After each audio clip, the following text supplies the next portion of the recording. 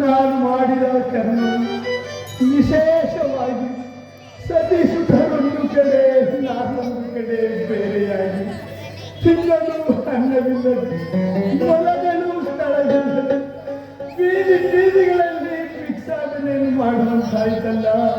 ಅಯ್ಯೋ ಪರಮಾತ್ಮ, ನನಗಾದರೂ 3-4 ದಿನಗಳಿಂದ ಅನ್ನವಿಲ್ಲದೆ ಹಸಿವು ಬಹಳವಾಗಿ ಬಾಧಿಸುತ್ತಿರುವುದಲ್ಲ. ಅಯ್ಯೋ ಇರಲಿ ಇರಲಿ, ಇದೆಲ್ಲವೂ ನನ್ನ ಪೂರ್ವಜನ್ಮದ ಕರ್ಮಫಲ. ಈ ಊರಿನಲ್ಲಾದರೂ ಭಿಕ್ಷಾಟನೆಯನ್ನು ಮಾಡಿ ನನ್ನ ಹಸಿವನ್ನು ನೀಗಿಸಿಕೊಳ್ಳುತ್ತೇನೆ. ಅಮ್ಮ, ಅಪ್ಪ, ಯಾರಪ್ಪ ಮನೆಯೊಳಗೆ?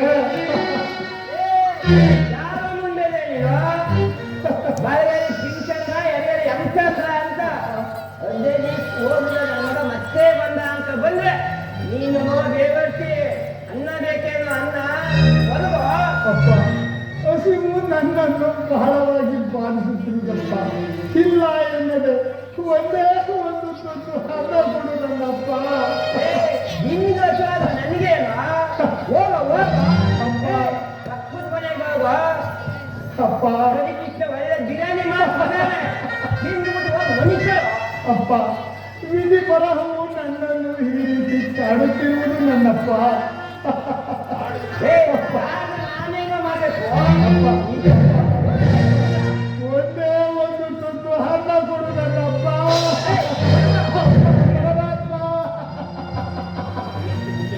ಯೋಗ್ಯ ಮುಂಡೆಲೆ ಅನ್ನ ಬೇಕೇನು ಅನ್ನ? ಅಪ್ಪ, ಅನ್ನ.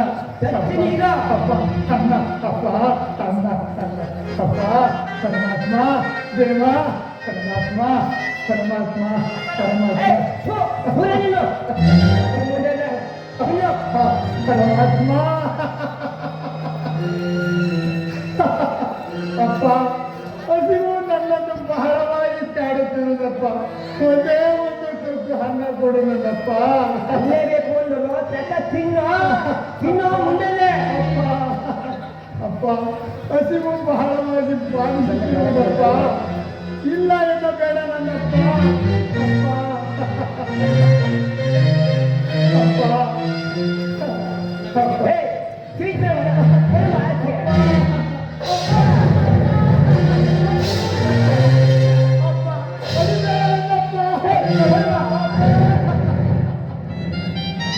ಅಪ್ಪ, ಬಡತನ ಬಂದಾಗ ದೂರಾದರೋ ಎಲ್ಲ ಹೊಡೆಯಬೇಡಿರಿ ಅಣ್ಣಯ್ಯ, ಅಣ್ಣಯ್ಯ, ಹೊಡೆಯಬೇಡಿರಿ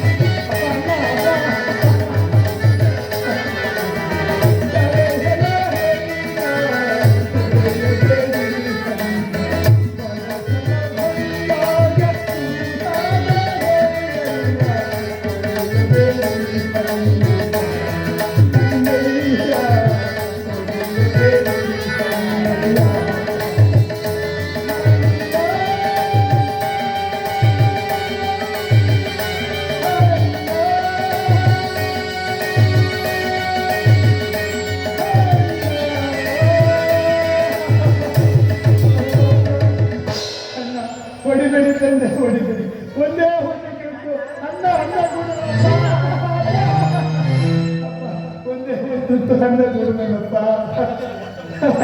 ಮರ್ಯಾದೆ ವಜವ ಕಪ್ಪೆ ಮುಂಡದೆ ತುತ್ತು ಹಣ್ಣ ಕೊಡಲು ಯೋಗ್ಯತೆ ಇಲ್ಲದ ನೀನು ನನ್ನಂಥ ಹವಾಯಿಗಳನ್ನು ಹೊಡೆದು ಬಡೆದು ಹಿಂಸಿಸಿದೆಯಾ? ಹೇ ಮೂರ್ಖ, ನಿನಗೂ ಒಂದಲ್ಲ ಒಂದು ದಿನ ಈ ಸ್ಥಿತಿ ಬಂದೇ ಬರುತ್ತದೆ. ನೆನಪಿರಲಿ. ನನ್ಯಾಕ ಬಂದು ಹೋಗ್ಬಿಟ್ಟದೆ ಕರ್ಮ ಮಾಡಿದ್ರು ನೀನು ನಿನಗೆ ಬರಬೇಕು. ನನ್ಗೆ ಯಾಕೆ ಬರ್ತದೆ ಅಪ್ಪಕ್ಕೆ ಮುಂಡದೆ ಓಕೆ ಮುಂಡದೆ ಹೋಗ್ತೇನಪ್ಪ. ನನ್ನಂಥ ನಿರ್ಭಾಗ್ಯನನ್ನು ಈ ಭೂಮಿಯ ಮೇಲೆ ಹೇತಕ್ಕಾಗಿ ಸೃಷ್ಟಿಯ ತಂದೆ. ಹೇ ಪರಮಾತ್ಮ, ಈ ಭೂಲೋಕದಲ್ಲಿ ಸತ್ಯ ಧರ್ಮಗಳೇ ಹಿರಿಯ ಕಾಯ್ದಲ್ಲ. ಹೇ ಧರ್ಮದೇವ, ನನ್ನಂಥವನನ್ನು ಸೃಷ್ಟಿಸುವ ಬದಲು ಒಂದೇ ಸಾರಿನ ಮತ್ತಾಡವನ್ನು ತೆಗೆದುಕೊಳ್ಳಬಾರದೆ. ಹೇ ಪರಮಾತ್ಮ, ಏತಕ್ಕಾಗಿ ನನ್ನ ಸೃಷ್ಟಿಯ ತಂದೆ. ಹೇ ಪರಮಾತ್ಮ, ಪರಮಾತ್ಮ ಧರ್ಮದೇವ.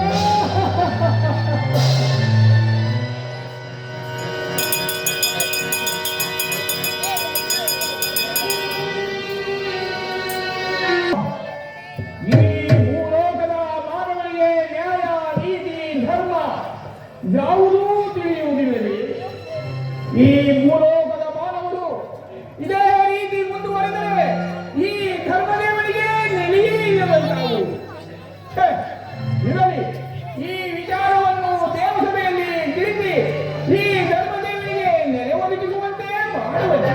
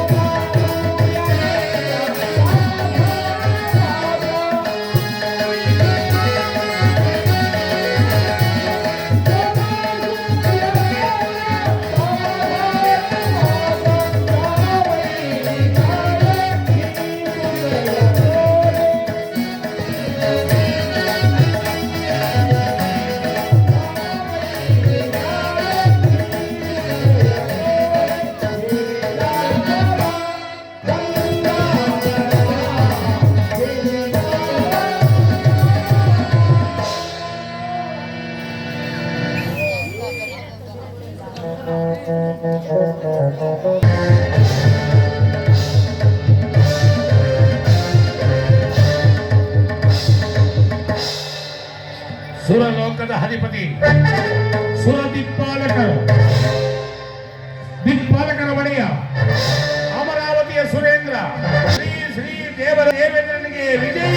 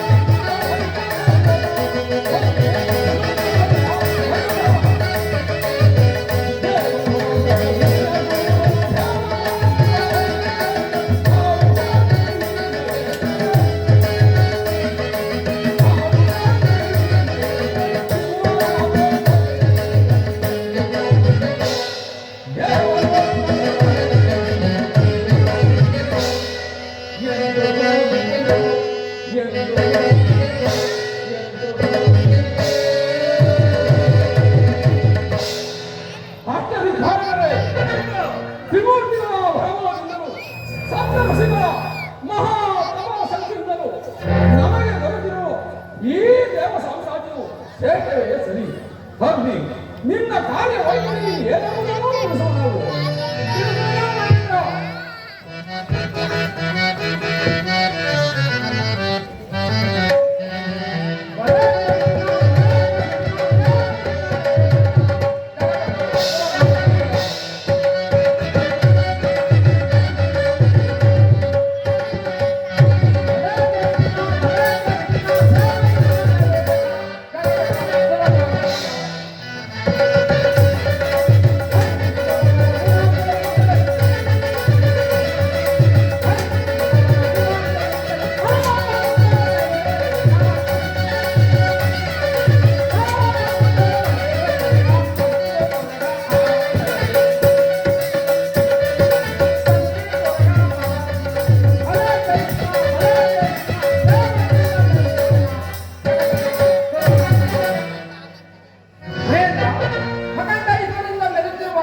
ನಿಮ್ಮ ಕಾರ್ಯಸಾಧನೆಗೆ ಮಂಗಲಂದರೇನು?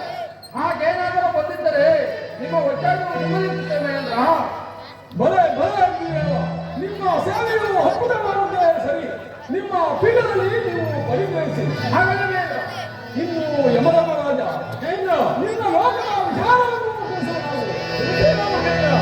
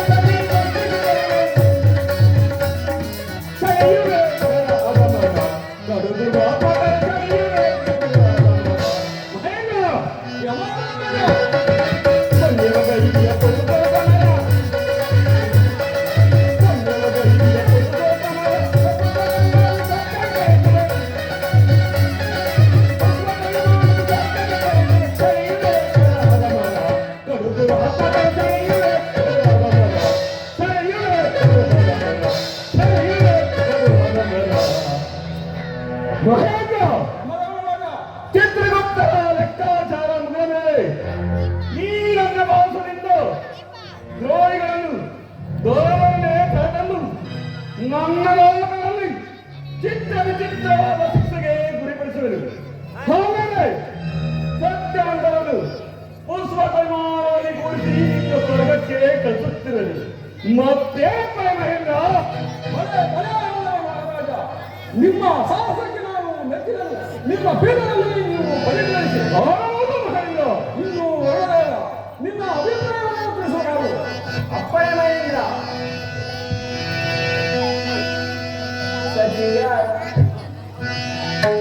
ಸಜಿಯ ರಸನೆ ಬೆಳೆಗಾನು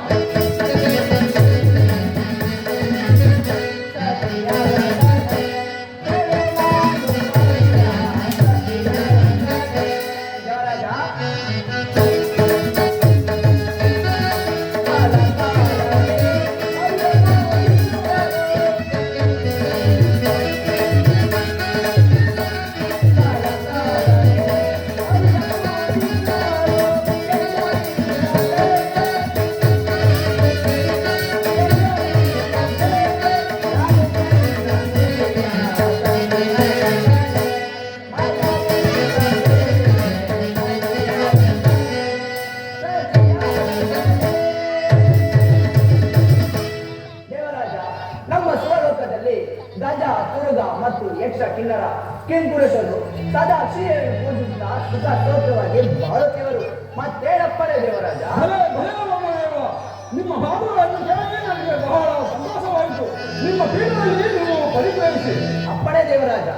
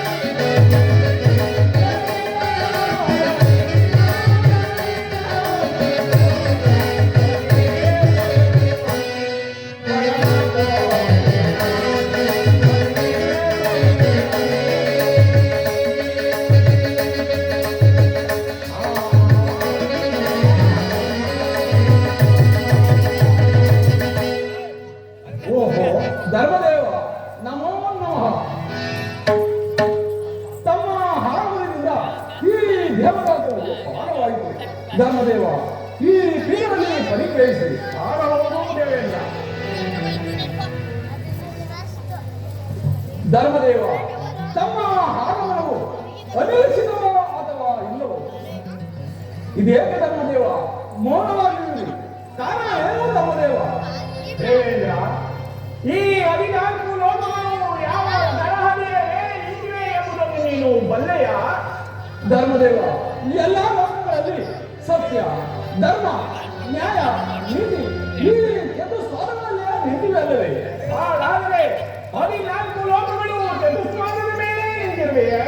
ಹೌದು, ಸತ್ಯಲೋಕ ದೇವಲೋಕದಲ್ಲಿ ಚತುಸ್ವಾದಗಳ ಮೇಲೆ ನಿಂತಿರುವುದು. ಹಾಗಾದರೆ ಆ ಭೂಲೋಕದಲ್ಲಿ ಆ ವಿಚಾರದಲ್ಲಿ ಸಾಂಗವಾಗಿ ತಿಳಿಯಬೇಕಾಗಿದೆ.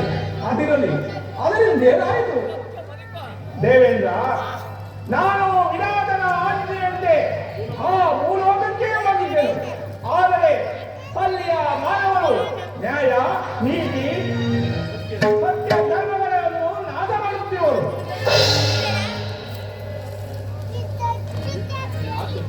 ಆದ್ದರಿಂದ ಈ ನ್ಯಾಯ, ನೀತಿ, ಧರ್ಮಕ್ಕೆ ಬೆಲೆಯಿಲ್ಲದಿರುವಾಗ ಈ ಧರ್ಮದೇವರಿಗೆ ಬೆಲೆಯಿಂದ ಬರಬೇಕು. ಧರ್ಮದೇವ, ನಿಮ್ಮ ಮಾತಿನ ಅರ್ಥವೇ ಗೋಚರಿಸುತ್ತಿಲ್ಲವಲ್ಲ? ಮಹೇಂದ್ರ, ಆ ಭೂಲೋಕದಲ್ಲಿ ಮಾನವರು ಹಟ್ಟವಾಸದಿಂದ ನೆಲೆಯುತ್ತಿರುವರು.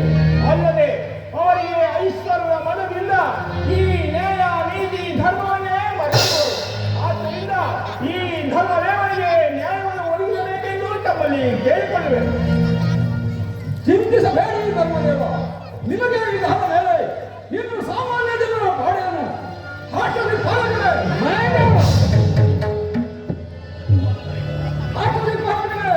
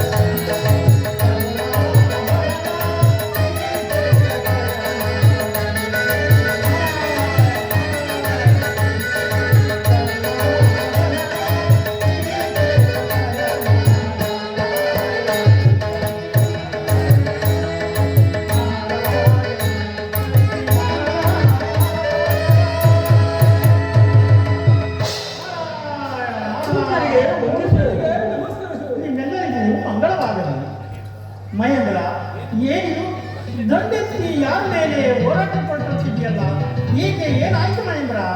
ಏನೆಂದೂ ಹೇಳಲಿ ಪೂಜ್ಯರೇ, ಮೂಲೋಕದಲ್ಲಿ ಆ ಮಾನವನ ಹಟ್ಟ ಹಾಲಿನಿಂದ ದೇವತೆಗಳೆಲ್ಲರೂ ಕಂಗಾಲಾಗಿ ತಲೆ ತಗ್ಗಿಸಿ ಕೂರುವಂತಾಗಿದೆ. ಏನು ಅಪಮಾನವೇ? ಯಾರಿಂದ ಯಾವಾಗ? ಅದು ದೇವತೆಗಳಾದ ನಿಮಗೆ ಅಪಮಾನವೇ? ಪೂಜ್ಯರೇ, ತಮ್ಮ ಸಂಕಲ್ಪದಂತೆ ಧರ್ಮದೇವರು ಭೂಲೋಕಕ್ಕೆ ಹೋಗಿದಾಗ ಆ ಭೂಲೋಕದ ಮಾನವರು ಮಾಡುತ್ತಿರುವ ಅತ್ಯಾಚಾರಗಳನ್ನು ನೋಡಿ ಬೇಸತ್ತು ಅವರಿಗೆ ನೆಲೆ ಇಲ್ಲದಂತಾಗಿ ನಮ್ಮಲ್ಲಿ ರಕ್ಷಣೆಕೋರರು ಬಂದಿರುವರು. ನಾರಾಯಣ ನಾರಾಯಣ, ಧರ್ಮದೇವನಿಗೆ ನೆಲೆ ಇಲ್ಲ ಎಂಬುದನ್ನು ನಾನು ಬಲ್ಲೆ. ಆದರೆ ಈತನಿಗೆ ಅಪಮಾನವಾಗಿರುವುದು ಭೂಲೋಕದ ಮಾನವರಿಂದಲ್ಲ, ದೇವತೆಗಳಾದ ನಿಮ್ಮಿಂದ. ಪೂಜ್ಯರೇ, ಇದೇನು ಹೀಗೆಂದು ಹೇಳುತ್ತಿರುವಿರಿ? ಇದೇನು ವಿರೋಧವೇ? ಮತ್ತಿನ್ನೇನಯ್ಯ, ಆ ಮಾನವರಿಗೆ ಸಿರಿ ಸಂಪತ್ತನ್ನು ಕೊಟ್ಟವರು ಯಾರು? ನೀವುಗಳೆಲ್ಲವೇ. ಆದ್ದರಿಂದ ಅವರು ಅಟ್ಟಾಸದಿಂದ ತೆರೆಯುತ್ತಿರುವರು. ಪೂಜ್ಯರೇ, ಭೂಲೋಕದ ಮಾನವರಿಗೆ ಐಶ್ವರ್ಯ ಕೊಟ್ಟಿದ್ದಾರೆ ಇದಕ್ಕೆಲ್ಲ ಕಾರಣ. ಇದಕ್ಕೆ ನಾವೇ ಏನಾದರೂ ಒಂದು ಉಪಾಯವನ್ನು ಮಾಡಬೇಕು. ನಾರಾಯಣ ನಾರಾಯಣ. ಮಹೇಂದ್ರ, ಏನು ಉಪಾಯ? ಪೂಜ್ಯರೇ, ಭೂಲೋಕವನ್ನೇ ಭಸ್ಮ ಮಾಡಿಬಿಟ್ಟಿದ್ದಾರೆ. ನಾರಾಯಣ ನಾರಾಯಣ, ಮೊದಲು ಆ ಕೆಲಸವನ್ನು ಮಾಡು. ಆಟಗಾರನಿಗೆ ಬುದ್ಧಿಮಟ್ಟವೆಂಬಂತೆ ಹಾಗೆಯೇ ನೀವು ಕೂಡ.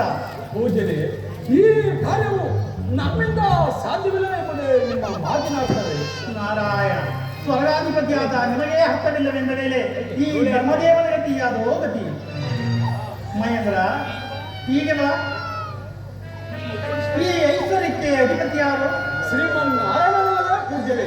ಮಂಕು ಬಿತ್ತು ನಿನ್ನ ಬುದ್ಧಿಗೆ.